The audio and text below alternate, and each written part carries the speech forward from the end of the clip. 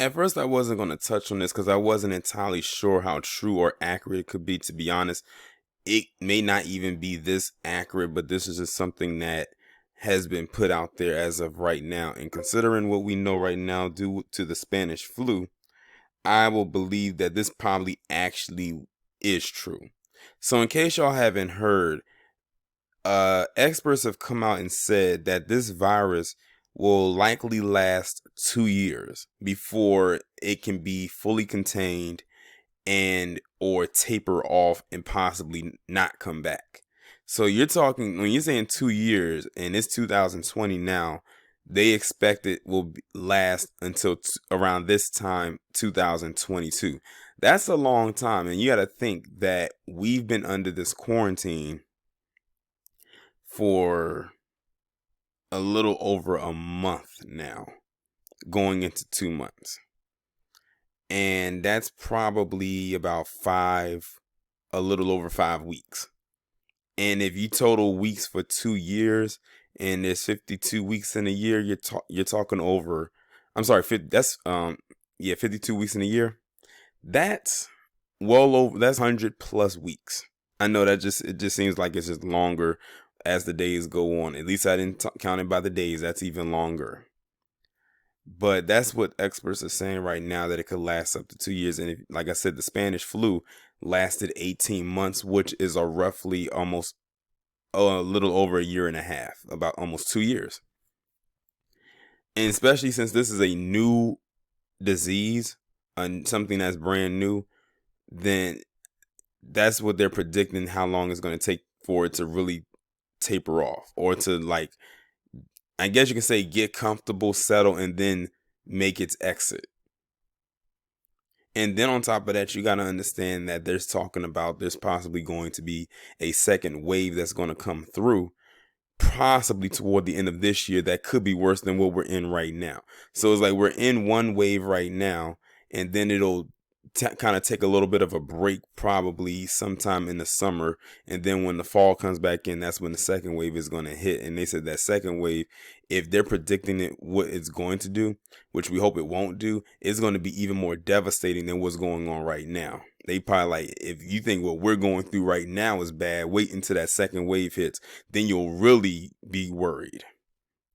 But I'm gonna read this article and see what other additional information we can figure out here. The virus pandemic is likely to last as long as 2 years and won't be controlled until about 2/3 of the world's population is immune. Because of its ability to spread from people who don't appear to be ill, the virus may be harder to control than influenza or the flu, the cause of most pandemics in recent history. Now listen to that. A lot of people have been coming out and saying that they don't see the difference between the flu and this. They just gave you one difference right there. With the flu, you'll know you have the flu because you'll feel all the symptoms of a flu. With this one, you may be asymptomatic, have it, and not have any symptoms, and you're just a carrier, and you're going around spreading it unknowingly. And then you can have some people that will catch it and will feel the symptoms. I was actually discussing with another YouTuber some of the stuff that we have heard from people who have had it. Now, they said that this virus attacks the red blood cells, which is why you've probably heard about some people getting blood clots.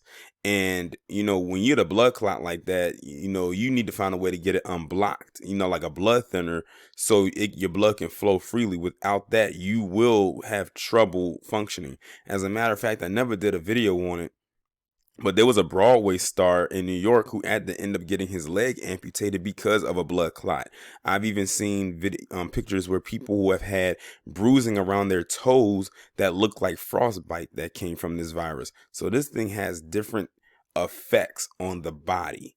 And because it's an ever-growing, ever-mutating disease, there's so many more possibilities and so many other factors and symptoms that can come from it that we probably haven't even touched on yet, which makes it even more scary. So if you think that just having back pains and respiratory problems, and that's small compared to what could possibly come from this. And this is just what's happening right now in this first wave. That second wave, who knows what that could bring. That's why we're urging people to take this as serious as they possibly can, because you never know what may happen. Just because someone close to you has not caught it doesn't mean that they won't catch it. Or just because someone close to you hasn't died from it doesn't mean that they won't. So that's why I always go back to the whole thing with the arrogance of America, and see, when they're trying to rush to open stuff back up, a lot of people don't really take into consideration the factors that's being put out there right now. One major reason why they're just running around and just kind of throwing stuff out there without really no reason behind it is because many of them are in panic mode. And like I said, this is brand new to us. This is the first time in history for many of us having to go through a pandemic. Should we make it through this, imagine what we'll be telling our grandkids. Oh, back in 2020, we got hit by this major pandemic called the, you know what? It did this, that, and the third to this many people, and it had this huge, devastating impact on the economy. That's another thing. Look at what this thing has done to the economy in just a month.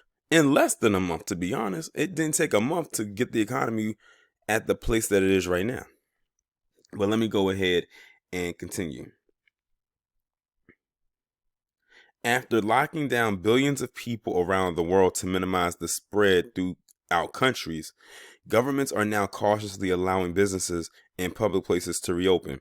Well, some of them aren't doing it so cautiously. Let's just be real here. A lot of them are doing it very recklessly. Yet the virus pandemic is likely to continue in waves that could last beyond 2022. Now that's scary, because now you're going beyond 2 years. But look at what it said, in waves. We're still in wave 1. We haven't even touched wave 2. And the thing is, if this thing lasts for 2 years, who knows how many more waves can come from this past wave 2. So you could possibly look at a third wave, a fourth wave, a fifth wave. And speaking of fifth wave, I don't know if y'all have ever heard of this movie before, but it was a movie that came out a few years ago called The Fifth Wave. And it talked about something like this. Now, it's like, I don't know if I want to spoil it for y'all. If y'all have never seen the movie The Fifth Wave, just go and watch it and watch how it ends.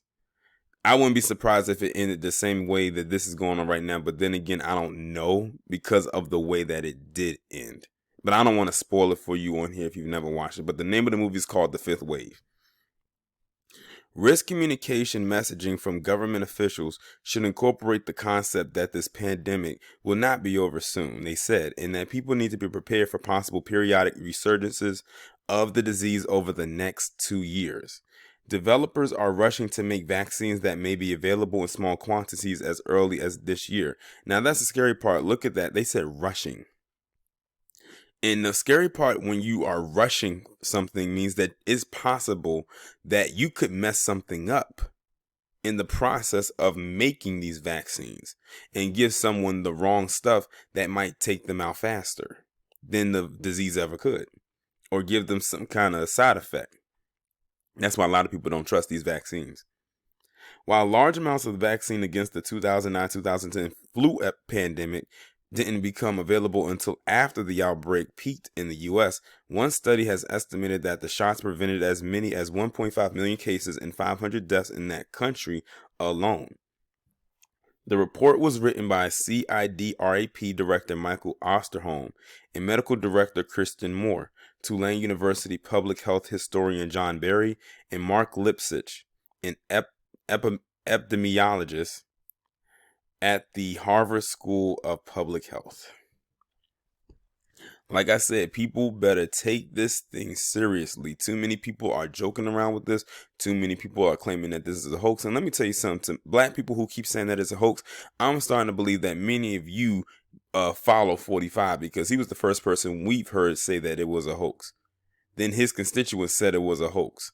Then his supporters said it was a hoax. Now many of you are saying the same thing. But many of you claim you don't like 45.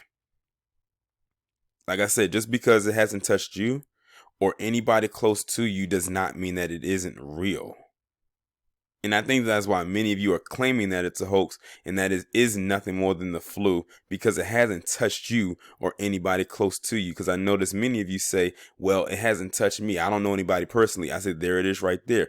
It doesn't matter. The fact of the matter is somebody or somebodies have dropped millions around the world because of this. And let me just say this right here, right now. This virus and the flu are two different things. What is scary and what you should be worried about is when flu season kicks in while this virus is still around. And the worst part about it is the next time flu season kicks in, this right here will be entering its second wave. Imagine this second wave of this virus and the flu colliding and clashing. We are going to be in for one hell of a fall and a winter of 2020 going into 2021. If this thing does what they say it's going to do. All I'm saying is just be prepared and be precautious and take this as serious as possible. Do not take this lightly. Y'all let me know what y'all think about this down in the comments. Like, share, subscribe. Make sure you follow me on Twitter if you haven't done so already. Have your notifications turned on, and I'll talk to you in the next one.